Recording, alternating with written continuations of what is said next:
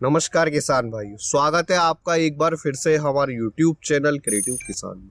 हमसे बहुत से किसान भाइयों ने कमेंट सेक्शन के माध्यम से बोला कि गर्मी के सीजन में किन फसलों का मंडी भाव अच्छा मिलता है, इस पर डिटेल में वीडियो बनाइए। इसलिए आप सभी किसान भाइयों की रिक्वेस्ट पर आज हम इस वीडियो में आपके साथ में उन फसलों की जानकारी शेयर करेंगे जिनका गर्मी के सीजन में भाव अच्छा मिलता है। हम इस वीडियो को 2 पार्ट में डिवाइड करेंगे। वीडियो के पहले पार्ट में हम उन फसलों के बारे में बात करेंगे जिनका मंडी थोक भाव पिछले कुछ सालों से अच्छा मिल रहा है। वह वीडियो के दूसरे पार्ट में हम उन फसलों के बारे में बात करेंगे जिनकी खेती किसान भाई गर्मी के सीजन में कम सिंचाई में भी कर सकते हैं, क्योंकि ज्यादातर किसान भाइयों के पास में गर्मी के सीजन में सिंचाई के पर्याप्त साधन उपलब्ध नहीं होते।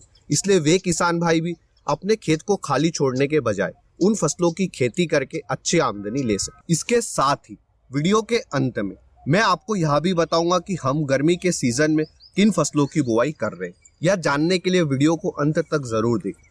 तो बिना अधिक समय नष्ट किए आते हैं हमारी पहली फसल पर। पहली फसल पर आने से पहले अगर आपने अभी तक इस वीडियो को लाइक नहीं किया तो इसे लाइक करें। हम इस वीडियो पर 2000 लाइक्स का टारगेट रखते हैं और हमारे चैनल को सब्सक्राइब नहीं किया है तो इसे सब्सक्राइब अवश्य करें। हमारी पहली फसल है खीरा। खीरे का मंडी थोक भाव गर्मी के सीजन व बरसात के शुरुआती दिनों में काफी अच्छा मिलता है। आप खीरे के बीजों की बुआई मार्च महीने में कर सकते हैं। खीरे के लिए हमें काफी ज्यादा पानी की जरूरत लगती है, इसलिए अगर आपके यहाँ पर पानी की कमी है तो आप ड्रिप इरिगेशन सिस्टम के साथ में खीरे की खेती कर सकते हैं। हम खुद कुछ ही दिनों में इस खेत में खीरे के बीजों की बुआई करेंगे।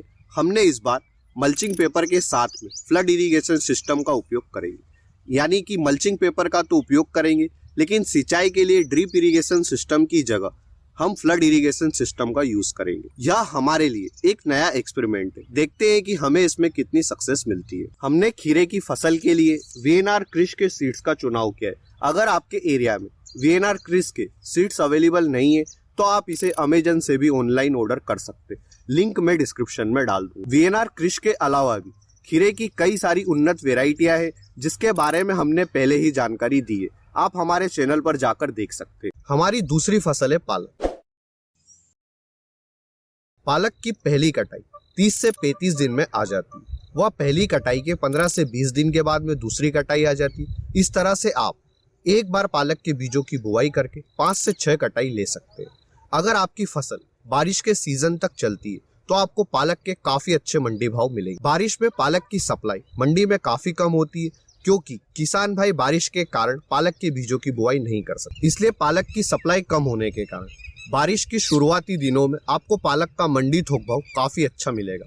अब आपकी फसल बारिश के सीजन तक चले, इसलिए आप पालक के बीजों की बुआई मार्च के अंतिम सप्ताह से अप्रैल के पहले वीक तक कर सकते हैं। हम हर साल गर्मी के सीजन में पालक की खेती करते ही हैं। अभी हम जो ये खाली पड़ी जगह आप वीडियो में देख रहे हैं, यहाँ पर पालक के बीजों की बुआई करेंगे। पिछले साल हमें बरसात के शुरुआती दिनों में जून और जुलाई महीने में पालक का मंडी थोक भाव 25 रुपए किलो तक मिला था। इसलिए आप गर्मी के सीजन में पालक की खेती अवश्य करें। अगर आपको गर्मी के दिनों में पालक का मंडी थोक भाव अच्छा नहीं मिलता है तो आपको बरसात के शुरुआती दिनों में पालक का मंडी थोक भाव काफी अच्छा मिलेगा। पालक के लिए आप अपने एरिया की किसी भी उन्नत किस्म का चुनाव कर सकते हैं। हमारी तीसरी फसल है भिंडी। वैसे तो भिंडी का मंडी थोक भाव पूरे ही साल अच्छा मिलता है, पर गर्मी के सीजन में यह और अच्छा मिल जाता है। हमें पिछले 2 सालों से भिंडी का मंडी थोक भाव 50 रुपए के ऊपर मिल रहा है। गर्मी के सीजन साल 2020 में जब लॉकडाउन लगा था तब हमें भिंडी का मंडी थोक भाव 70 से 75 रुपए किलो के आसपास मिला था, क्योंकि हमने सीधा कस्टमर को हमारे खेत से ही सप्लाई किया था। साल 2021 में हमें गर्मी के सीजन में भिंडी का मंडी थोक भाव 50 से 60 रुपए के बीच में मिला। इसलिए गर्मी के सीजन में अच्छी आमदनी लेने के लिए आप भिंडी की खेती अवश्य करें। अब भारत के प्रत्येक राज्य और प्रत्येक इलाकों में इतना अच्छा मंडी थोक भाव मिले ऐसा जरूरी नहीं, पर आपको भिंडी का मंडी थोक भाव अन्य फसलों की तुलना में हमेशा अच्छा मिलेगा। हमने इस खेत में कुछ ही दिन पहले भिंडी के बीजों की बुआई की। हमारी चौथी फसल है मिर्च। मिर्च का भी मंडी थोक भाव बारिश आने के पहले तक काफी अच्छा मिलता है, इसलिए आप मिर्च के पौधों का ट्रांसप्लांट मार्च के पहले सप्ताह में ही कर देंगे तो काफी अच्छा रहेगा। अगर आपकी नर्सरी तैयार नहीं है तो अगर पॉसिबल हो तो आप नर्सरी से पौधे खरीदकर उन पौधों का ट्रांसप्लांट खेत में कर दें। मिर्च का मंडी भाव तो अच्छा मिलता है, पर मिर्च की खेती में रोग और कीट काफी ज्यादा लगते हैं। इस कारण हमारी मिर्च की खेती में लागत काफी ज्यादा आती है।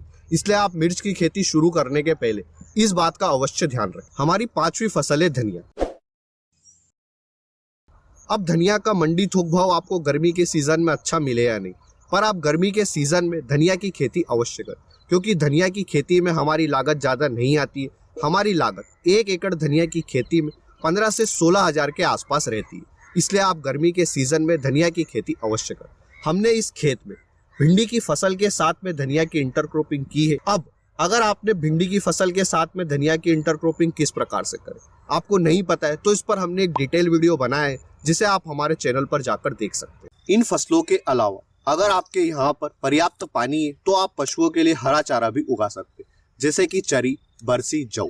हम हर साल गर्मी के सीजन में इनकी खेती अवश्य करते हैं। हम सीधे ही कस्टमर को हरा चारा बेच देते हैं, या तो पूले के हिसाब से या फिर एक कटाई के हिसाब से। जब हम एक कटाई के हिसाब से कस्टमर को बेचते हैं तो हमें इनके पूले बनाने की और काटने की जरूरत नहीं लगती। कस्टमर खुद आता है और काट कर ले जाता है। हम 1 बीघा से हर साल तकरीबन हरे चारे की खेती से 50 से 60 हजार रुपए कमाते हैं गर्मी के सीजन में। इसलिए अगर आपके एरिया में पानी है और आप हरा चारा कस्टमर को बेच सकते तो आप हरे चारे की खेती अवश्य करें, जैसे बरसी हो गई, हमारी चरी हो गई और हमारी जौ हो गई। क्योंकि बरसी, चरी, जौ इनमें हमारी लागत काफी कम आती है और आमदनी काफी अच्छी होती है। अब हम बात करते हैं उन फसलों की जिनकी खेती किसान भाई कम पानी में भी कर सकता है और जिनकी हार्वेस्टिंग मानसून आने के पहले हो सकती है, ताकि किसान भाई बारिश के मौसम में अन्य फसलों की बुआई कर सके। हमारी पहली फसल है जिसे आप कम पानी में बो सकते हैं, वह है तिल। तिल की बुआई आप मार्च महीने में कर सकते हैं। तिल की बुआई का सबसे सही समय 15 मार्च से 20 मार्च के बीच में। तिल के लिए आप श्रीराम वैरायटी के बीजों का चुनाव कर सकते हैं, या फिर आपके एरिया की कोई भी उन्नत किस्म है आप उसका भी चुनाव कर सकते हैं। तिल की हार्वेस्टिंग 60 से 70 दिन में आ जाएगी, यानी कि मानसून आने के पहले हमारी फसल की हार्वेस्टिंग हो जाएगी। तिल की हार्वेस्टिंग होने के बाद आप सोयाबीन व मक्का की बुआई कर सकते हैं। तो खेत को गर्मी के सीजन में खाली छोड़ने के बजाय आप तिल की खेती करें और एक अच्छी आमदनी ले। हमारी दूसरी फसल जो कि कम पानी में भी तैयार हो जाएगी, वह है उड़द। उड़द की भी बुआई आप मार्च महीने में कर सकते हैं। उड़द के लिए आप अपने एरिया की किसी उन्नत किस्म का चुनाव करें, लेकिन उस किस्म का चुनाव करें जो कि जल्दी पककर तैयार होती है, ताकि मानसून आने के पहले हमारी हार्वेस्टिंग हो जाए और हमारी फसल खराब ना हो। हमारी तीसरी फसल है मूंग की। मूंग की फसल की भी बुआई आप उड़द की तरह ही कर सकते हैं। मूंग की फसल के बारे में हमने लास्ट वीडियो में काफी जानकारी शेयर की, जिसे आप हमारे चैनल पर जाकर देख सकते हैं। इस तरह से आप इन सभी की खेती करके गर्मी के सीजन में काफी अच्छी आमदनी ले सकते हैं। ये वो फसलें थी जिनका मंडी थोक भाव हमें गर्मी के सीजन में अच्छा मिलता है और पिछले कुछ सालों से अच्छा मिल रहा है। इनकी खेती किस तरह से करें इस पर डिटेल में हमने पहले ही चैनल पर काफी सारे वीडियो अवेलेबल है, आप उन्हें जाकर देख सकते हैं। अगर आपको इस वीडियो में दी गई जानकारी अच्छी लगी है तो वीडियो को लाइक और शेयर करें, और अभी तक हमारे चैनल को सब्सक्राइब नहीं किया तो इसे सब्सक्राइब अवश्य करें। अगर आपके कुछ सवाल है तो आप हमें कमेंट सेक्शन में पूछ सकते हैं। हम हमारे हर किसान भाई की कमेंट पढ़ते हैं और कोशिश करते हैं कि उन्हें उनके सवालों के जवाब मिल जाए। धन्यवाद किसान भाइयों। जय जवान जय किसान।